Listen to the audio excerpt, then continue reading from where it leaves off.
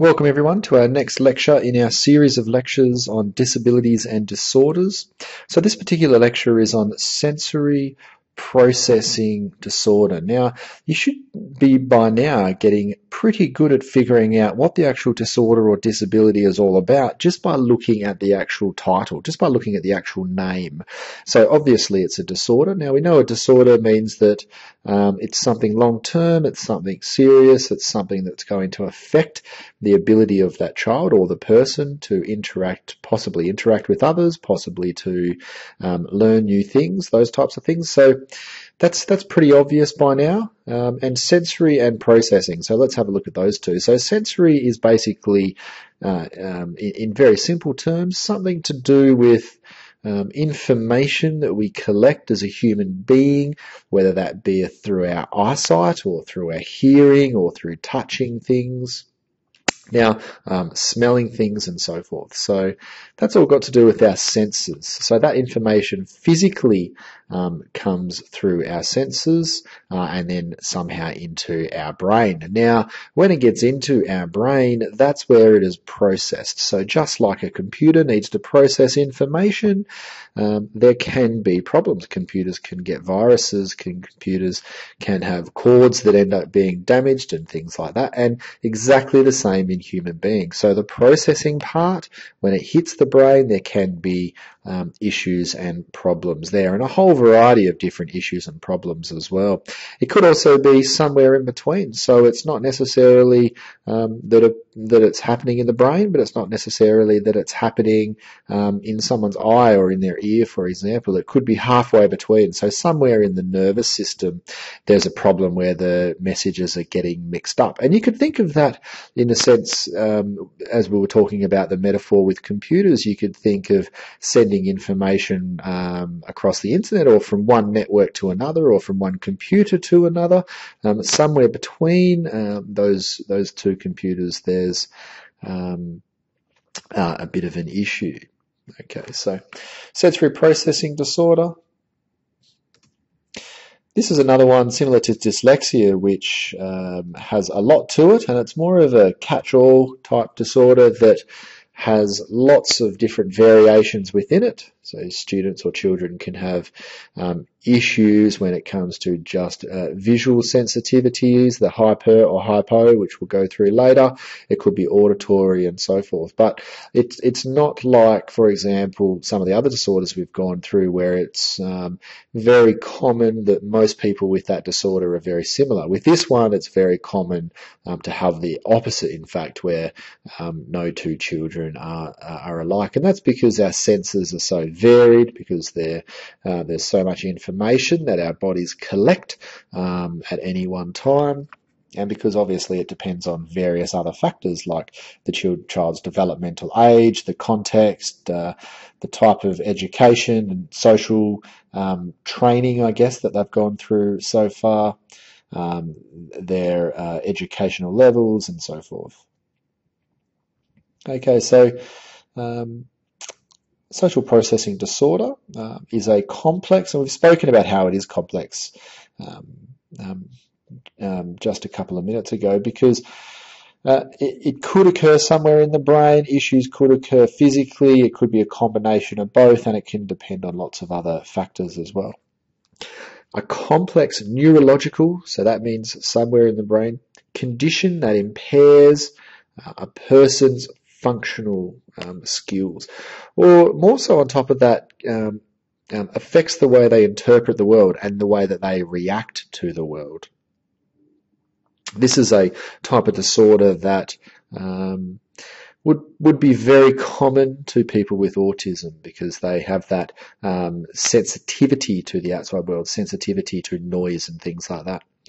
The brain interprets all sensory information, if it actually reaches that far, that is. Sometimes there are problems and the information will come in through our ears, for example, noise and sound and stuff, but it won't actually make it to the brain. When this gets misinterpreted or completely lost, the child may feel overwhelmed with this information as they receive it. As a reaction to this, sensory seeking or avoidance, so sensory avoidance, may occur. And we'll get into what exactly that means later on. But just to give you an idea, think about, for example, if you're in a room and instead of being able to listen to the one person in front of you, all the other people in the room, you can hear what they're saying at almost the same volume, and you have difficulty filtering out where the information's coming from. Sort of like sitting in the middle of a circle of 20 or 30 radios, all turned up loud, all playing a different radio channel. And you can see how that would be confusing and a very difficult situation for someone with, for example, other behavioural problems or other disabilities to deal with. Okay, so this particular diagram here shows how information is processed. Now, I wouldn't get too carried away with this type of thing, but essentially information comes from somewhere, right? So in its raw form, in its data form, I guess you could say, that data or those sound waves hit our ears, and from there, and that's what they call sensory input. So those sound waves hitting our ears, go through the mechanical process within your ear, and then they eventually reach the brain. So they're transferred from the ear through the nervous system to the brain. When they hit the brain then processes it. So that's where the processing occurs. That's what we mean by that.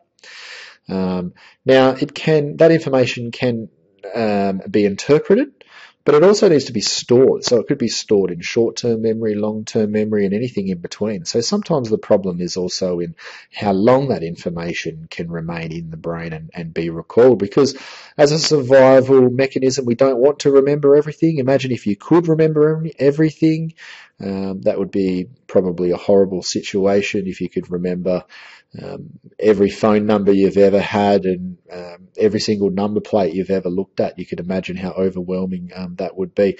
And then, of course, the third part of that circle is the response. So the way that information is dealt with and the behavioural or physical responses to that information is also very important.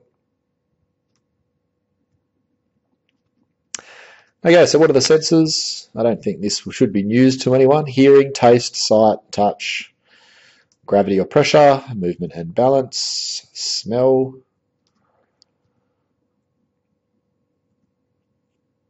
Okay, now sensory processing disorder. Exactly what is it? What's happening there? The brain and nervous system receive information from all parts of the body, from the world around us. So I think we've already gone and spoken about that. Now, the nervous system sends messages throughout the body. Again, if you're not sure what the central nervous system is or the nervous system, then don't be too worried about it. But just remember that information has to go from our brain to our finger somehow. How does it do that? It does that through the nervous system, right? So in most cases. Sometimes, no, we won't go any further there. And those messages can get interrupted or affected somehow. If there's a miscommunication from one part to another, that can obviously affect a child's behaviour or the way they interpret the world or the way they react to the world. Now, functions that can get affected include muscle movement, coordination, learning, behaviour, emotions, thought, and memory. So pretty much the way they react, the way they behave, the way they learn. And obviously it can cause issues. The child can become uncomfortable, they can become stressed, anxious, those types of things. Okay, difficulty organising information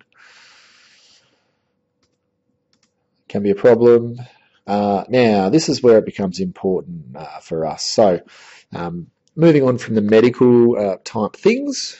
Now, what does that actually mean? So what are you actually going to see in a classroom if you're told, or in a childcare centre, if you're told that this particular child has this particular disorder? What are you likely to see? Well, you're probably going to see a whole range of different things, and avoidance and meltdowns are probably the first two there that pop out as being the types of things that you're going to see very regularly. And that happens in all children who are frustrated, all children who aren't sure of what to do, feel embarrassed, may not be able to do things that they really want to do. They may not be able to express themselves in ways that they want to express themselves, and that can cause some behavioural issues there.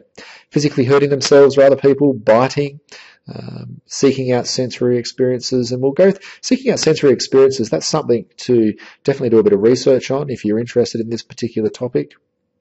We could do whole sessions just on whole lectures just on that particular bubble there. It's a very interesting and thought-provoking topic to start researching.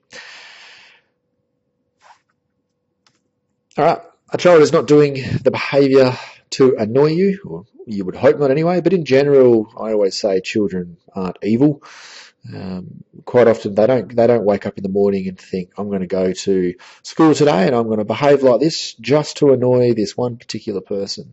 Although it's hard not to react quite often in a personal sort of way, or to take it offensive or to be offended if a child does something when you've just told them not to. But in reality, they're not thinking, I'm going to do this purely to annoy you. Quite often there are other reasons for it, such as the brain wants a sensory experience to regulate their feelings and emotions. You need to use appropriate strategies and resources to give them this experience so they can feel calm and normal. And one of the most obvious examples of that is if you go back to when we were doing the ADHD and ASD lectures, we were talking about using sensory type toys. So for example, they may be a child may play with a little stress ball or a little teddy bear or whatever, and just have something in their hand while they're doing other things can help them concentrate.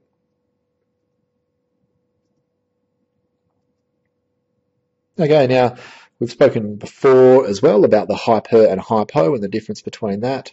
Very important that if you're working with children with disabilities that you understand the difference there and you start learning that terminology. Hypo, as in it's lower than would be expected or usual. So hypothermia as is an easy way to explain that. Hyper means it's higher. Okay, so that can mean quite a few different things. But in this case, hypersensitivity or hypersensitive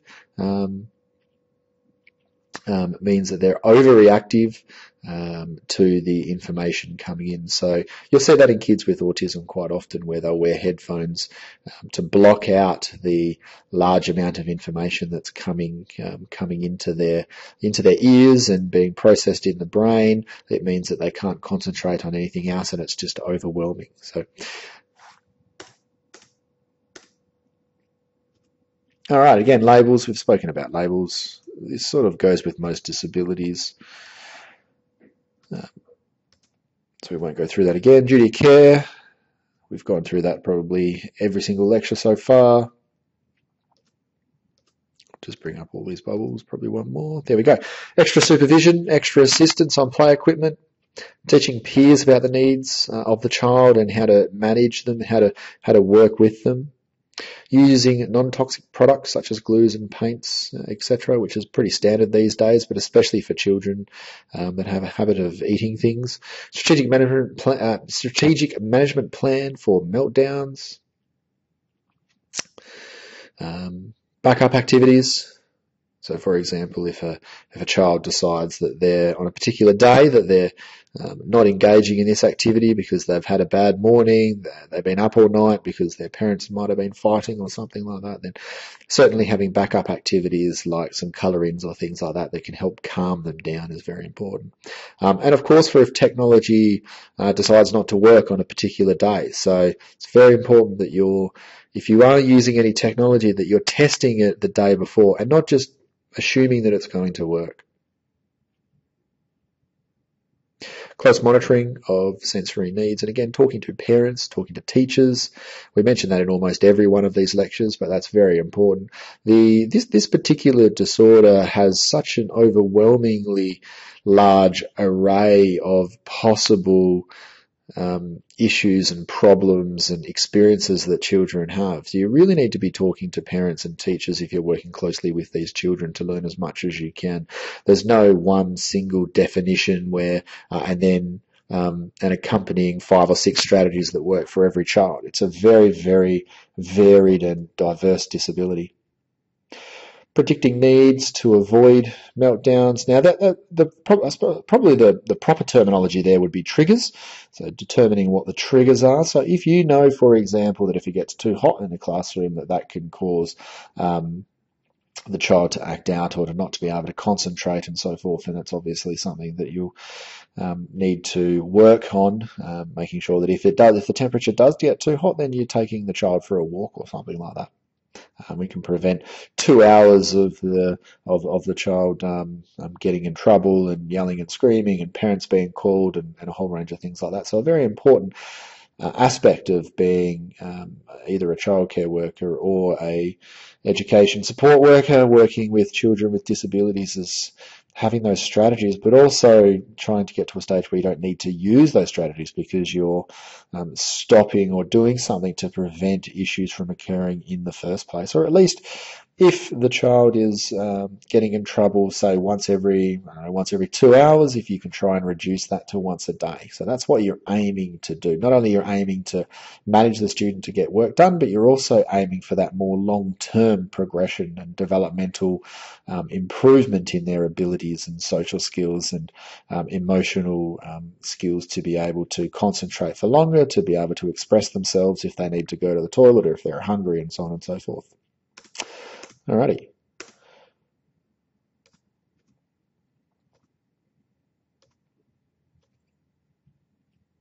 Correct diagnosis is important. It's not really relevant to us. I don't think we'll be diagnosing kids anytime soon. So we'll skip that one.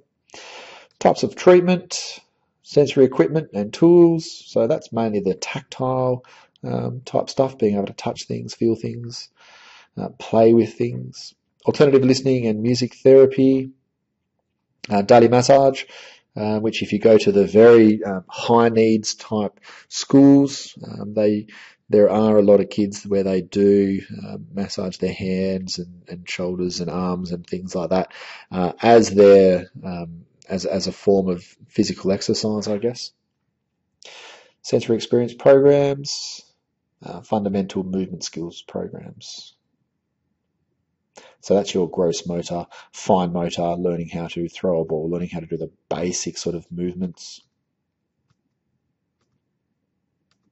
Sensory tools. Okay, and extra strategies for EAs. Now, there's 3 or 4 pages of these, and they're not necessarily strategies. A lot of them are just examples of things that you could do. And again, what you might have noticed throughout the last 8 or 9 lectures is that there is no one strategy that works for every single child. They do change. There are lots of different strategies. You may have thought of a lot of new ones just yourself. You may know children or adults with disabilities, and you may know of strategies that is being used by their family or by schools and or other places like that.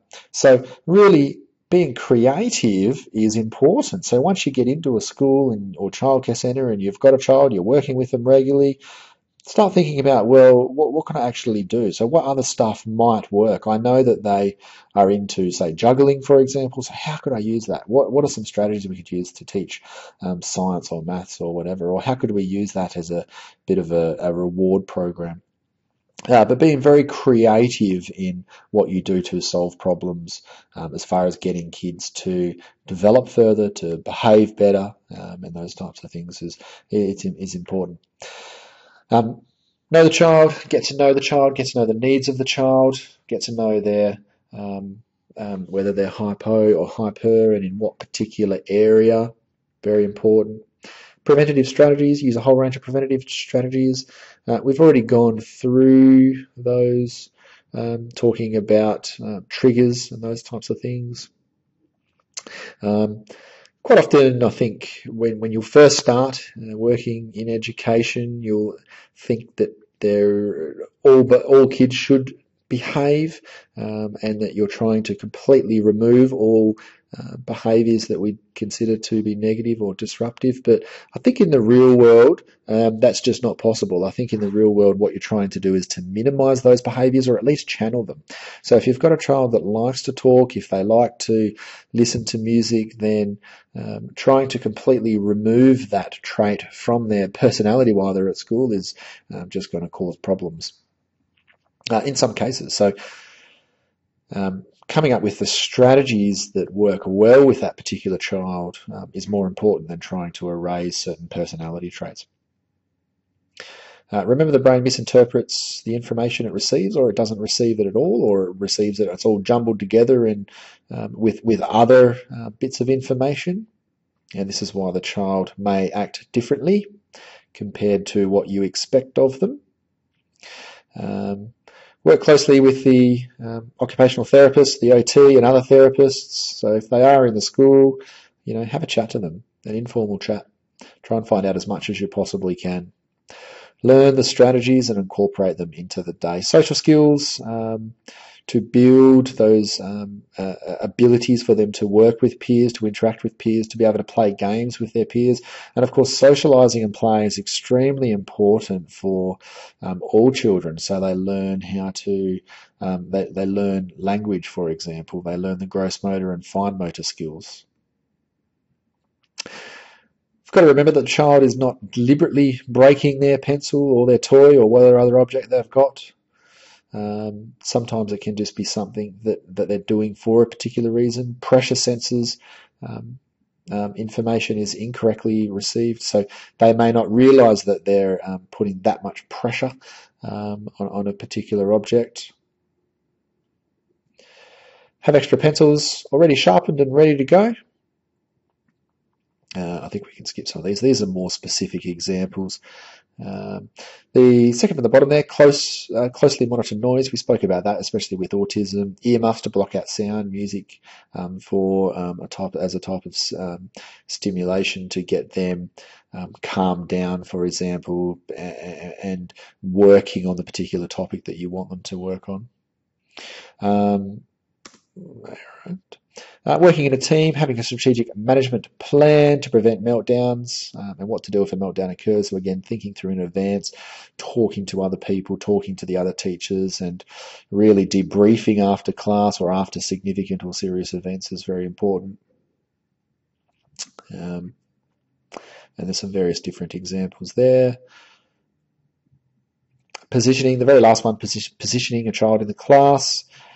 That's very important too, because some things can be very distracting, like a ticking clock, fluorescent lights, those types of things.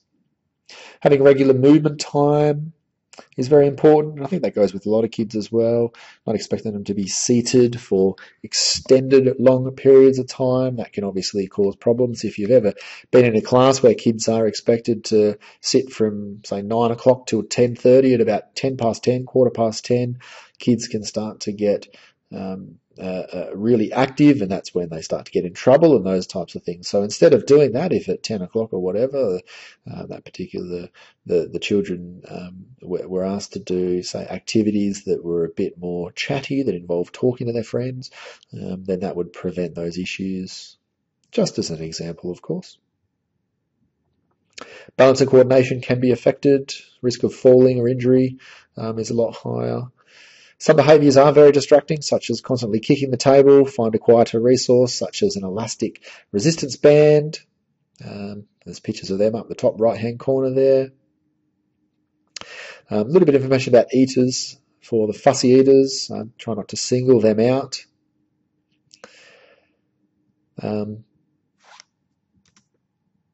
Alrighty, and that's it. So I think the interesting thing with this particular disorder is that it is so varied, and it's very hard for us to cover a lot of the points, because you might go out and start working with a child or a few children that have aspects of or be diagnosed with this particular disorder and look nothing like any of the examples we've been through. So please do your research, and please make sure that if you are working with children regularly, that you spend even half an hour the night of or the night before you start your new job, and you're looking at, or before the child that you know has a particular disorder is about to start in the centre or school the next week, learning some of the strategies, because there's lots of stuff on the internet, and there's also lots of information within the staff profile that you will have in that particular organisation. Talk to the experts there. Talk to the people that have a lot of experience. Especially talk to the people that have a lot of experience with that particular child, because they will have worked, some people have worked with that particular child for years, and they will know what their triggers are. They will know what their interests are, what works, what doesn't.